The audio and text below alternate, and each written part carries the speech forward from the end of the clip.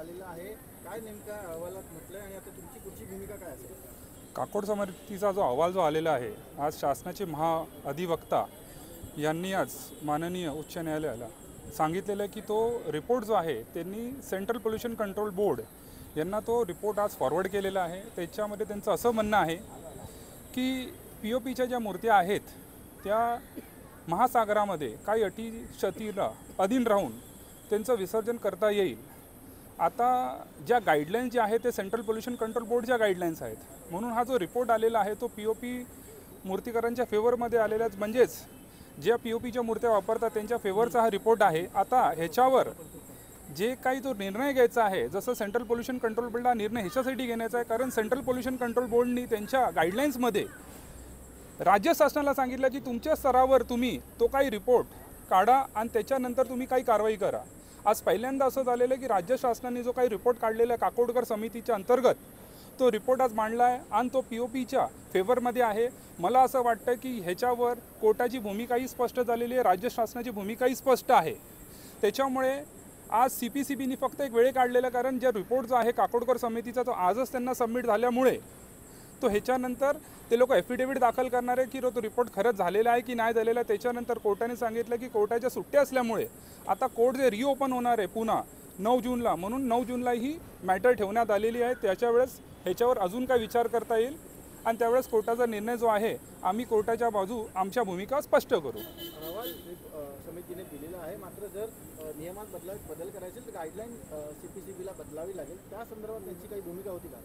नाही, त्या बाबतीत आज कसं आहे, जो रिपोर्ट आलेला आहे तो सार्वजनिकरित्या बाहेर आलेला नाही आहे, म्हणून त्याच्यावर भाष्य करणं सध्या उचित नाही आहे। परंतु महाअधिवक्ता यांनी जो रिपोर्ट सांगितलेला आहे की POPच्या मूर्त्या ह्यांचं विसर्जन करता येईल, ह्याचा अर्थ म्हणजे POP जे आहे हे हानिकारक नाही आहे पर्यावरणाला, ह्याच्यावरनं हे मला असं ह्याचा निष्कर्ष काढता येतो। गणपती बाप्पा रोल हां सर सर समोर बघा। सर POP मूर्ती संदर्भात आज मुंबई हायकोर्टात सुनावणी होती, नेमकं काय झालं आज? आज सर्वप्रथम मी काकोडकर समितीचे आभार मानतो, त्याचप्रमाणे राज्य शासनाचेही आभार मानतो की राज्य शासन हे मूर्तिकारांच्या आणि मंडळांच्या पाठीशी ठाम उभं आहे। त्याचा प्रत्यय आज न्यायालयात आम्हाला आला। जो काकोडकर समितीचा जो अहवाल आहे तो मूर्तिकारांच्या बाजूने आलेला आहे आणि त्याचप्रमाणे त्यांनी असंही सांगितलेलं आहे की POPच्या मूर्त्या महासागरात विसर्जन करायला हरकत नाही काही अटी शर्तीनुसार, पण तो संपूर्ण जोपर्यंत अहवाल डिक्लेअर होत नाही तोपर्यंत आम्ही त्याबद्दल काही सांगू शकत नाही आहे। तरीसुद्धा आम्हाला जो आजचा निर्णय दिसलेला आहे न्यायालयाचा त्याचाही आम्हाला हायसं वाटतं आहे की त्यांनी त्या सगळ्या गोष्टींचा विचार करून त्याला कन्सिडरेशन देऊन 9 तारीख मूर्तिकारांसाठी दिलेली आहे की हा जो रिपोर्ट आहे तो CPCBला पाठवण्यात येईल आणि CPCBचा जो अहवाल येईल त्याच्यावर उच्च न्यायालय आपला जो निर्णय आहे तो 9 तारखेला सुनावेल। पण आज या ठिकाणी मूर्तिकारांचा जो आवाज आहे तो मुख्यतः राज्य शासनाने चांगल्या पद्धतीने मांडला आहे, त्याबद्दल मुख्यमंत्री साहेबांचे, आशिष शेलार साहेबांचे आणि संपूर्ण राज्य शासनाचे आम्ही आभार मानतो आणि काकोडकर समितीचे सुद्धाही आभार मानतो की तुम्ही योग्य तो निर्णय देऊन मूर्तिकारांचे जी बाजू आहे ती तुम्ही मांडली आहेत आणि त्यांच्या जीविकेचा जो प्रश्न आहे तो तुम्ही सोडवला आहे, त्याबद्दल तुमच्या सगळ्यांचे आम्ही आभार मानतो। धन्यवाद। लालबागच्या राजाचा जय जयकार। गणपती बाप्पा आज मुंबई उच्च न्यायालयामध्ये आज POP संदर्भात सुनावणी होती आणि आज 32वा नंबर हा आपल्या केसचा नंबर होता आणि आज भूमिका मांडण्यात आली। आज राज्य सरकारने प्रथमच मूर्तिकारांच्या बाजूनी भूमिका मांडली आणि एक काकोडकर समितीचा अहवाल राज्य सरकारच्या वकिलाच्या माध्यमातून सेंट्रल पोल्युशन कंट्रोल बोर्डाला देण्यात आला आणि त्या अहवालात असं म्हटलं आहे की POPच्या मूर्त्या ह्या जर का मोठ्या समुद्रामध्ये जर का विसर्जन केलं तर त्याच्यामुळे कोणत्याही प्रकारची हानी होत नाही। त्यामुळे मूर्तिकारांसाठी आणि गणेशोत्सव मंडळांसाठी खूप मोठा ही दिलासाची बातमी आहे की येणारा हा गणेशोत्सव जो आहे तो जो काही जाचक अटींमध्ये अडकला होता त्याच्यामध्ये कुठेतरी आशेचं किरण आज या मूर्तिकारांना आणि मंडळांना दिसतं आहे.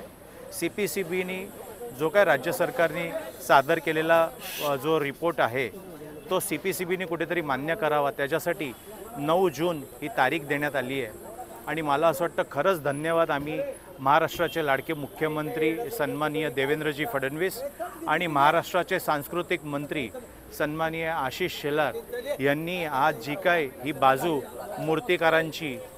मूर्तिकारांची मांडली आहे कोर्टामध्ये आणि मूर्तिकारांना एक मोठा दिलासा दिला आहे, त्याबद्दल त्यांचे आम्ही खूप खूप धन्यवाद मानतो. खरंच धन्यवाद. गणपती बाप्पा मोरया.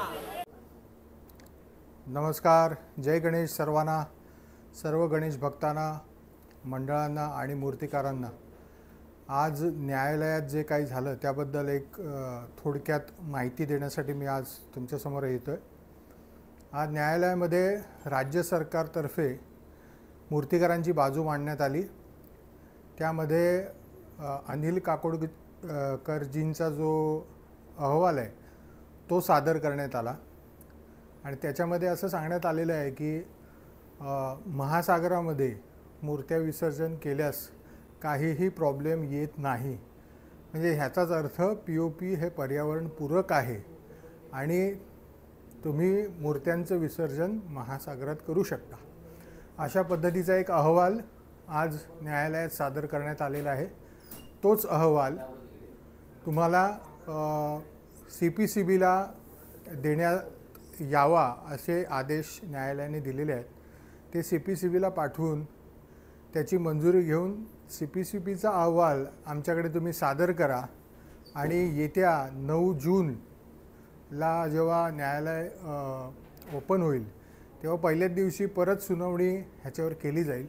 अशा पद्धतीचा आज जो काही घडामोडी आहे ती घडलेली आहे आणि आम्हाला संपूर्ण खात्री आहे की पुन्हा POPचे गणपती निर्विघ्नपणे आपल्याला पार पाडता येतील, करता येतील आणि आपला जो उत्सव आहे तो आपल्याला चांगल्या पद्धतीने करता येईल.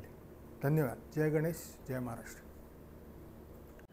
नमस्कार, मी सुरेश शर्मा, श्री गणेश मूर्तिकार कामगार संघटना सचिव.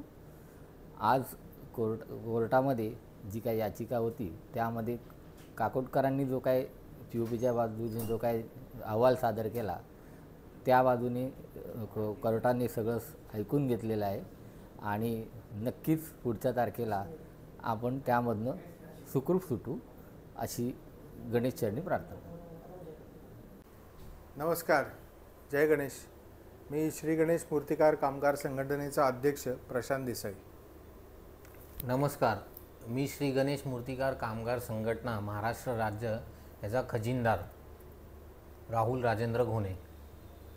नमस्कार, मी सुरेश शर्मा, श्री गणेश मूर्तिकार कामगार संघटना सचिव.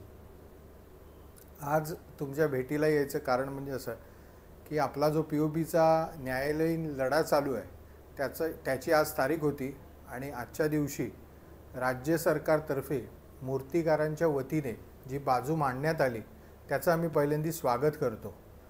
ह्यासाठी ज्या लोकांनी खटाटोप केलेले आहेत त्यांच्या पुढाकारांनी हा प्रश्न मूर्तिकारांचा न्यायालयात मांडण्यात आला ते आदरणीय आशिष शेलारजी आणि त्याचबरोबर जितेंद्र राऊतजी आणि असे असंख्य लोक आहेत की ज्यांनी ह्याच्यासाठी खटाटोप करून हा प्रश्न न्यायालयात मांडण्यासाठी जो काही प्रयत्न केलेला आहे. सर्व मूर्तिकार बांधव मंडळं ही एकत्र येऊन हा जो काही लढा लढत आहेत त्याच्यामध्ये आजच्या दिवसामध्ये न्यायालयासमोर असा रिपोर्ट मांडण्यात आला की ज्या संस्थेला हा रिपोर्ट तयार करण्यासाठी आपल्या आशिषजींनी विनंती केली होती त्यांनी हा रिपोर्ट दिलेला आहे की POPच्या मूर्त्या किंवा POP हे महासागरात विसर्जन करण्यास काहीही प्रॉब्लेम नाही. म्हणजे ह्याचाच अर्थ असा की POP हे पर्यावरणपूरकच आहे आणि अशा अंगाने आम्ही असं समजतो की 50% रिझल्ट आत्तापर्यंत POPच्या मूर्तिकारांच्या बाजूने लागलेला आहे. तसंच आता येणाऱ्या 9 तारखेला CPCBकडनं आपल्याला काय रिपोर्ट येतो आहे आणि त्याच्या बेसिसवर 9 तारखेला 9 जूनला आपली तारीख मिळालेली आहे आणि त्याच्यावर आपल्याला फायनल रिझल्ट आपल्याला समजणार आहे. मी लालबागच्या राजाच्या चरणी ही प्रार्थना करतो की आम्हाला या POPच्या संकटातनं तू मुक्त कर. ज्या पद्धतीने तू आम्हाला आत्तापर्यंत साथ दिलेली आहेस ती तशीच साथ दे आणि आमच्याकडनं वर्षोनवर्ष अशाच तुझ्या मूर्त्या घडू देत. हेच तुझ्या चरणी प्रार्थना. जय हिंद, जय महाराष्ट्र, जय गणेश. जय गणेश. मोरया.